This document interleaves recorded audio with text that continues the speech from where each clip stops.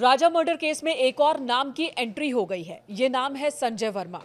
आखिर राजा के मर्डर में संजय की क्या भूमिका है? सोनम से उसके क्या संबंध है? सोनम क्यों उससे एक दिन में 5-5 बार बातचीत करती थी और वो भी लंबी बातचीत होती थी दोनों के बीच?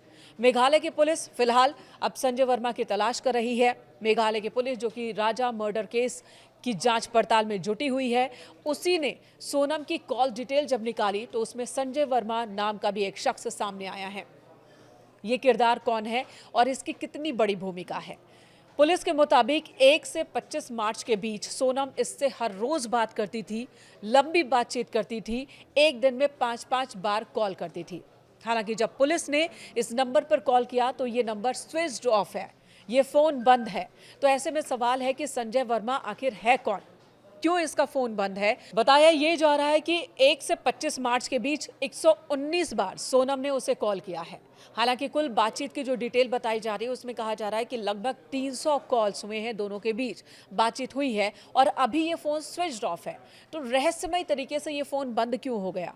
किसका है ये फोन जो कि बंद हो गया है? संजय वर्मा नाम का ही कोई शख्स है या फिर संजय वर्मा नाम से सिम किसी और की ओर से इस्तेमाल किया जा रहा था जिससे सोनम बातचीत कर रही थी और काम हो जाने के बाद उस फोन को, उस सिम को बंद कर दिया गया, फेंक दिया गया? इन सभी सवालों के जवाब तलाश रही है इस वक्त मेघालय की पुलिस। और मेघालय की पुलिस कहां है इस वक्त? इंदौर में है। सोनम के घर में पूछताछ सोनम के परिवार से। इससे पहले राजा के परिवार से पुलिस ने पूछताछ की और इस दौरान क्या क्या सवाल रहे राजा के परिवार के सामने, इसकी भी बात कर लेते हैं। राजा के बड़े भाई विपिन के मुताबिक पुलिस ने उनसे पूछा कि जब शादी होकर सोनम घर आई थी तो किस कमरे में रह रही थी, उस दौरान परिवार के साथ सोनम का बर्ताव कैसा था, बातचीत में कोई ऐसी बात जो कि अलग लगी हो, क्या बातें की थी सोनम ने परिवार के सदस्यों से, क्योंकि ज्यादा दिन तक सोनम यहाँ थी नहीं। शादी के बाद जब विदा होकर सोनम यहाँ आई, सिर्फ 4 दिन ही उन्होंने ससुराल में बिताया था और उसके बाद सोनम अपने मायके चली गई थी और फिर मायके से ही हनीमून की प्लानिंग हुई। मायके से ही वो एयरपोर्ट पहुंचती है और वहां से हनीमून पर राजा के साथ निकल जाती है।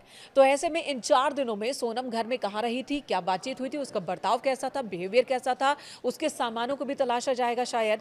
और अब सोनम के घर पर उसके परिवार से, उसके माता पिता और भाई से पुलिस पूछताछ कर रही है। भाई की बात की जाए तो गोविंद, उनकी भूमिका को भी कुछ लोग संदेहास्पद बता रहे हैं, क्योंकि गोविंद ही वो शख्स हैं जो बार बार कह रहे हैं कि सोनम का किसी के साथ कोई अफेयर नहीं था, जबकि अफेयर से जुड़ी कई चीज़ें सामने आ चुकी है, कई सबूत सामने आ चुके हैं। लेकिन गोविंद का ये कहना है कि कोई अफेयर नहीं था, उन्हें इस बात की जानकारी नहीं, परिवार को इस बात की कोई जानकारी नहीं है। तो इतने अनजान अगर गोविंद बन रहे हैं तो इसके पीछे कोई वजह है क्या? गोविंद को ही सबसे पहले सोनम ने अपनी लोकेशन के बारे में बताया था जब वो गाजीपुर से उसने फोन किया था।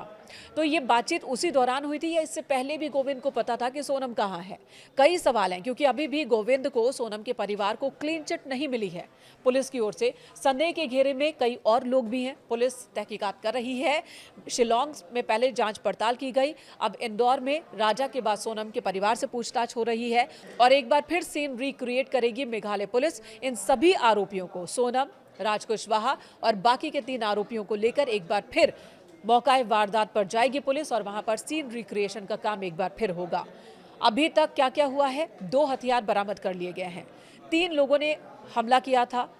सबसे पहले दाऊ से हमला किया गया था, उसके सर पर 2 हथियार का इस्तेमाल किया गया था, दोनों ही दाऊ थे। पहला हथियार तो पहले ही पुलिस ने बरामद कर लिया था, अब दूसरा हथियार भी पूछताछ के दौरान बरामद किया है। इस मामले को बहुत तेजी से आगे लेकर जा रही है शिलोंग पुलिस, इस मामले की तफ्तीश में जुटी हुई है और अब बहुत अहम जानकारी सोनम के परिवार से हासिल हो सकती है।